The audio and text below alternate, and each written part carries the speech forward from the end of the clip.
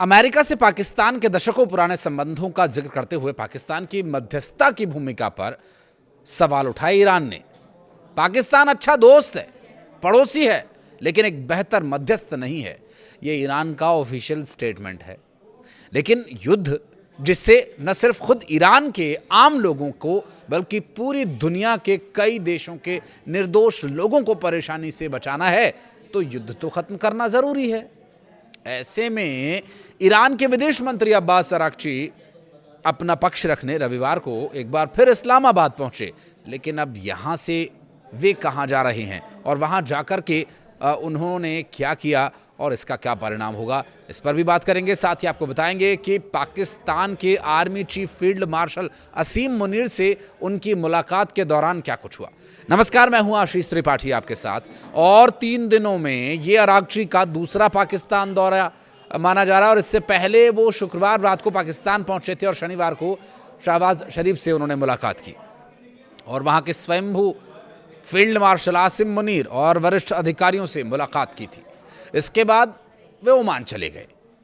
लेकिन यहां से अब जब वो पाकिस्तान एक बार फिर पहुंचे हैं तो यहां से उन्हें कहां जाना है, इस पर आगे आपको डिटेल्स बताएंगे। बहरहाल एक बहुत दिलचस्प बात यह कि ईरान का स्टैंड शुरुआत से यही रहा है कि ईरान झुकेगा नहीं साहब, लेकिन युद्ध रुकवाना भी तो जरूरी है। बहरहाल यूएस से भिखारिस्तान के संबंधों को देखते हुए मध्यस्थ के तौर पर उसकी निष्पक्षता पर ईरान को शक है और ईरानी सांसद का बयान ऐसे समय में आया जब इस्लामाबाद की ओर से यूएस ईरान के बीच पहले दौर की बातचीत रद्द होने के बाद दूसरे दौर की बातचीत की कोशिशें होने लगी थी।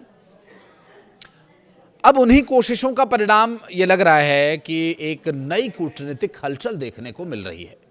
ईरान ने अमेरिका को शांति समझौते के लिए एक नया प्रस्ताव दिया है जिसमें होर्मुज जलडमरू मध्य को खोलने और युद्ध खत्म करने की बात कही गई है, जबकि परमाणु मुद्दे को फिलहाल टालने का सुझाव दिया गया है।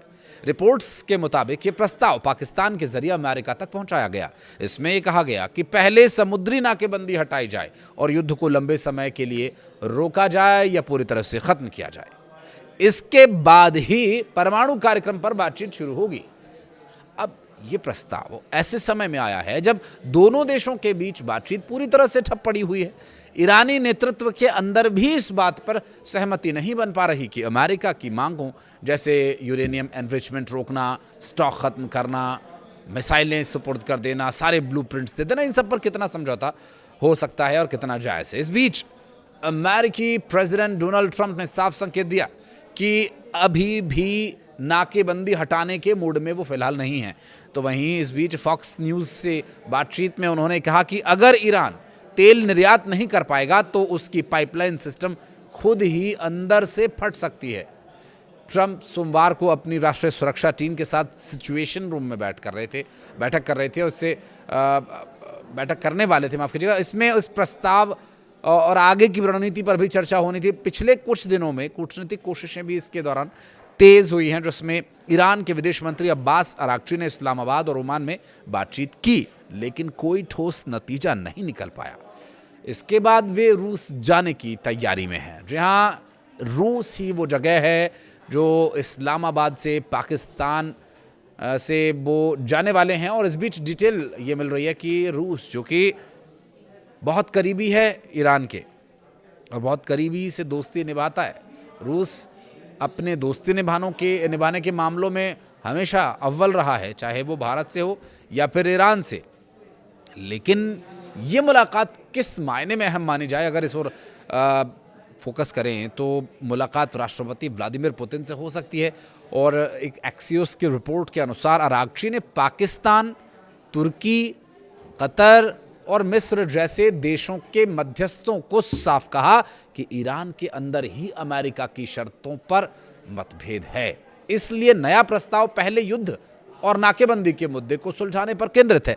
देखिए, हालांकि ये मीटिंग जब तक पूरी तरह से स्पष्ट नहीं हो जाएगी कि रूस में अब्बास अराक्ची जब गए तो उन्होंने वहाँ क्या बातचीत की और इस बातचीत के क्या मायने हैं और इससे क्या निकल सकता है, अगर देखिए अभी चूंकि वो मीटिंग थोड़ी दूर है और मीटिंग खत्म होने के बाद जब इनपुट्स आएंगे तब तक थोड़ा समय लग सकता है, लेकिन अगर वर्तमान हालातों को थोड़ा सा एनालिसिस करने की कोशिश करें तो आप इसे बेहतर समझ पाएंगे कि जो ये रूस वाली मीटिंग है वो कितनी इंपॉर्टेंट हो चुकी है।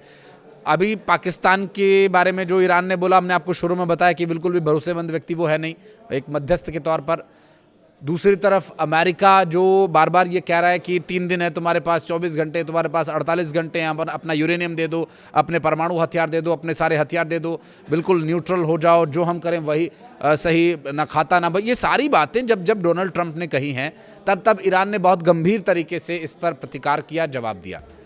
अब इस तरह की बातें तो लगातार रिपीट हो रही हैं, लेकिन ईरान हर बार उसी तरह का रिएक्शन देने की कोशिश में नहीं रहता है। ईरान का हमेशा से सरप्राइज करने का एक प्लान रहता है और वो बहुत स्पष्ट है कि आप हमारे देश में हमला करेंगे, आप हमारे देश के नागरिकों को मारेंगे, हमारे सीमाओं की मर्यादाओं का उल्लंघन करेंगे, तो ये सारे विषय ऐसे हो जाते हैं कि फिर अस्तित्व पर बात आ जाती है और फिर वहाँ लड़ना बहुत ज़रूरी और लाजिमी हो जाता है। लेकिन ईरान भी ये जानता है कि ज़्यादा समय तक लड़ते रहने से काम बनेगा नहीं।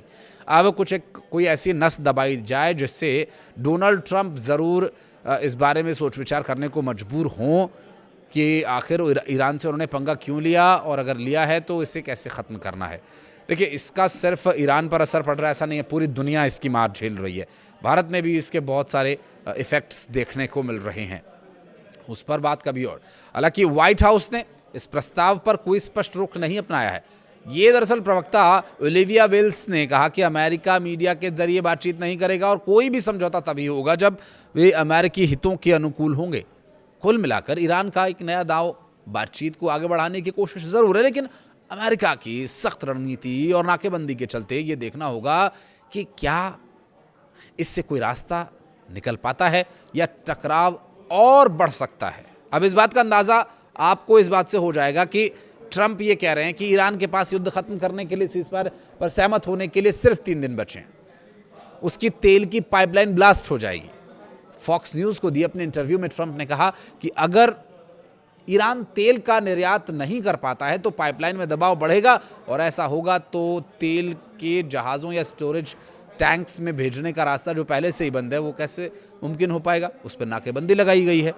हालांकि दावा ये भी किया जा रहा है कि जब तेल का बहाव अचानक रोकना पड़ता है तो पाइपलाइन के अंदर दबाव बनता है और टेक्निकलिटीज़ ये कहती हैं और नेचुरल रीजंस से भी वो ब्लास्ट हो सकती है। और ट्रंप के मुताबिक अगर ऐसा हुआ तो पाइपलाइन को पहले जैसा बहाल करने में, दोबारा बनाने में बहुत समय लगेगा, जो लगभग नामुमकिन दिखाई दे रहा है, और उसकी क्षमता भी घट जाएगी। दरअसल न्यूक्लियर कार्यक्रम और स्ट्रेट ऑफ होर्मुज के मुद्दे पर कोई समझौता नहीं किए जाने की बात पर ईरान लगातार वही स्टैंड कायम किए हुए है।